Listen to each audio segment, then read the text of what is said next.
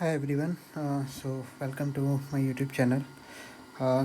This channel will be related to diving deeper in ML related topics. So for starters, we will be starting with some recaps and prelims.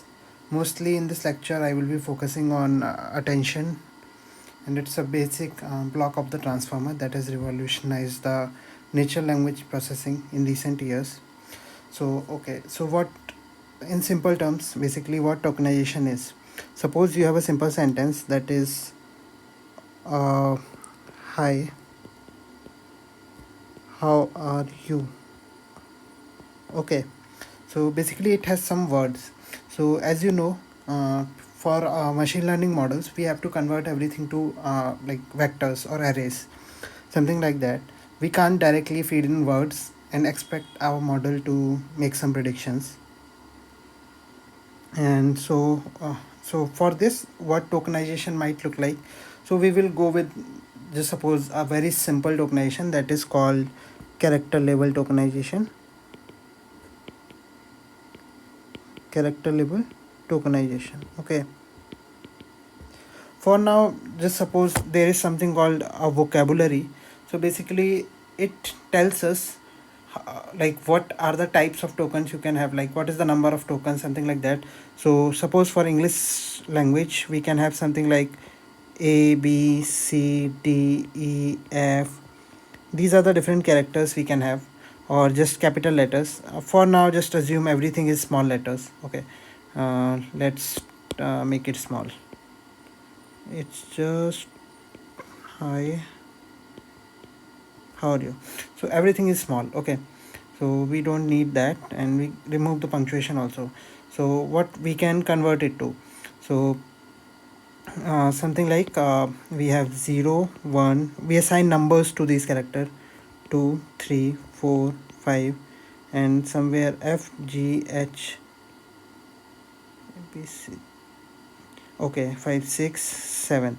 Okay, so this gets converted into something like H will get a number that is 7, I will get a number that is 8, and again H will get a number 7, and similarly others will get some number.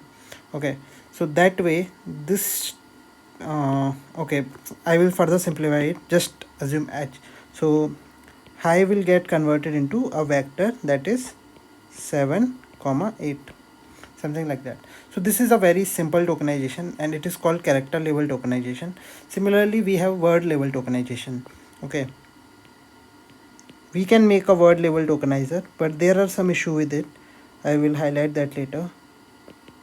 Suppose there is a word level tokenizer, and what it will do, it will just assign some number high, like some number to high. Okay, high can be basically okay, it's 128, and then we can have how, it's some number like 257, and then r is assigned some number like 399, and then you will be given some number that is okay 456 something. Okay, so but basically a vocabulary for these will be kind of a dictionary. So basically a mapping that has all the words, like they're all the words and a number corresponding to them. Okay, there is some number n1 n2 etc etc for all the words, and you can just match this high, okay, at which number this comes, and you assign that number, and this sentence,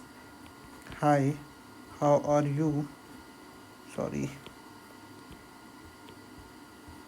are you, becomes a sentence, like a vector that is 128 257 399 and 456.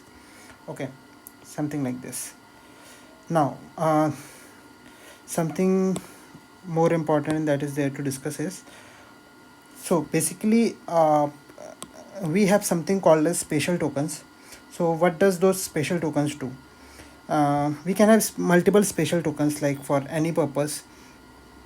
So suppose a very simple application, like someone said hi, they do how are you, they did a spelling mistake. Okay, they did a spelling mistake in writing the sentence, but the dictionary you have, kind of the vocabulary you have, you match word by word. So what will happen, you will not find any number related to this word, and that's the problem. Now what will you do? So one way to solve is, you have an extra token that is called UNK, unknown. Okay, you just say that, oh, it's an unknown token, we don't have anything in vocabulary related to it. Okay, another type of special token can be to mark the start of sentence, basically start of a sentence.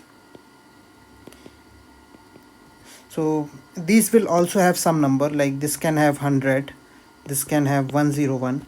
So every sentence will start from a number that is 1. So the vector that we had earlier will be something like 101, 128, 399, etc, etc. Okay, something like this. So, and similar to SOS, we also need something, or like can have something that marks the end of the sentence, and we call it EOS, that is end of sentence.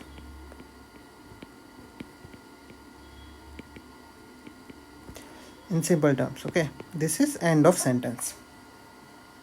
So now what we can have, we just give a number 102 in our vocabulary to this. This is 100.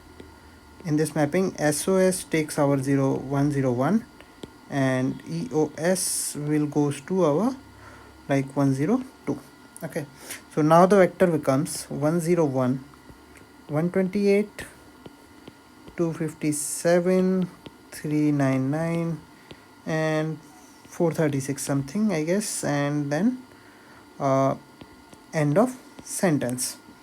So this is our input to the neural network or any machine learning algorithm.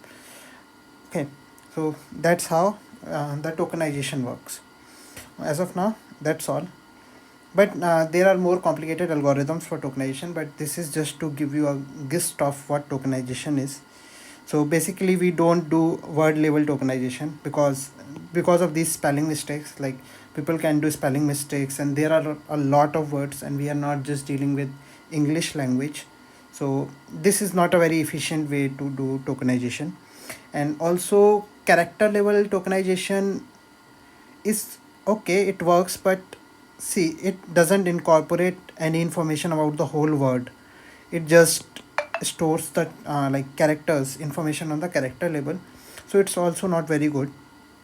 So we have some good tokenizers, that is like uh, subword tokenizers,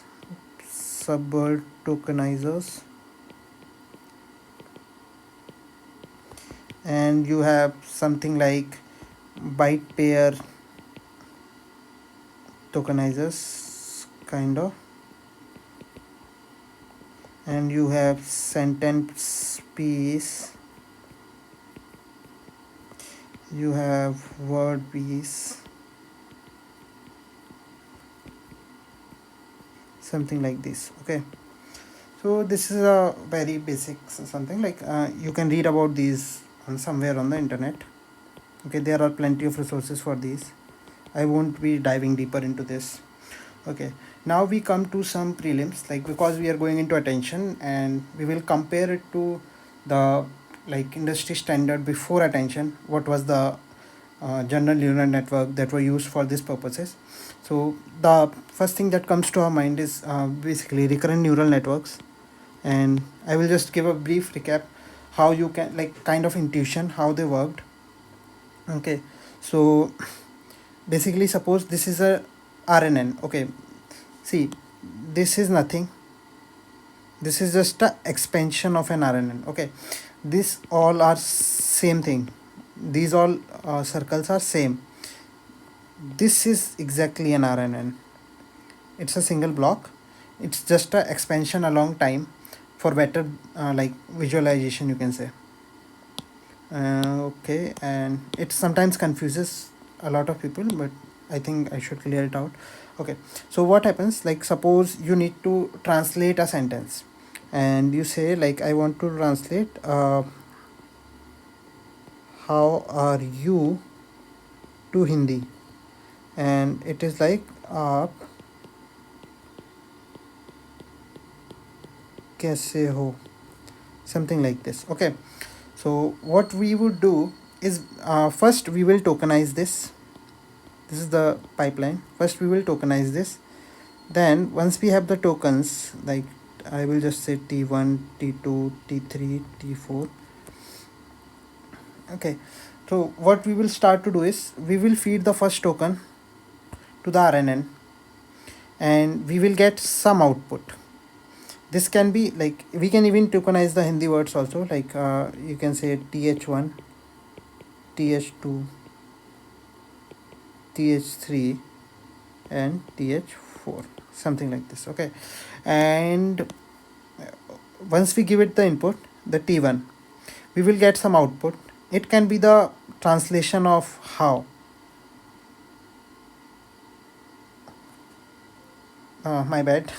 It won't be the translation of how, because it will, when we train the model, it will give some output. We don't know what that output will be. It will be some you can say a vector of kind of probabilities. Okay, these are basically probabilities. And what is the length of this vector, like probabilities for what? Okay, so these are basically, you can say these are tokens, like what is the probability that this token will come at this place, like this should be the token that should come in translation of that sentence. Okay, suppose it's TP1. Okay, it's getting very crowded. Suppose like we predict some token TP1 with the highest probability. I'm not writing the whole vector, but we get a probability, and from that probability we like extract like which token should be predicted. Like obviously the token with the maximum probability should be there, but sometimes because we want a kind of variety, so we do probability sampling rather than just taking the maximum. So as of now, just assume we are taking the maximum, and we get the TP1. And now what we do is we feed this TP1 back into this model and the next token from here, and we get another prediction, that is TP2. Now we do it again. We Now we do it again. We feed it again, and we pass the third token to this weight, and we get a prediction, that is TP3, and it goes on. Okay, until we encounter the stop token, basically the end of sentence token, and at the end of sentence token we stop our prediction. So this is what happens in a recurrent neural network. So for revision, like I will just make it things clear, and we will use this figure, like the right hand side of it. So we have a token that is how how are you. Okay, so this will be the first input. We get some output O1. Then that output along, like, see, we do not just feed the output to the next layer. It's intuitionally it's correct, it's kind of like that, but we just do some kind of matrix multiplication, and a kind of embedding, or you can say a hidden state, is passed to the like again to the vector space, basically. Okay, sorry, again to the weights, and here the next token comes in, how r, and then again a prediction O2, and another hidden state is passed again to the like weights. So, and this goes on. Okay, and this will come out to be something like आप कैसे हो. Definitely not directly. These are the tokens that will translate into this. See, this will be a token to aap, this will be a token to kaise, and the third token that will come will be a translation, like can be converted back to ho. Simple question that might come to your mind: how do we convert it back? So basically, you know that we have that mapping, right? We have words here. Sorry, my handwriting is not very good.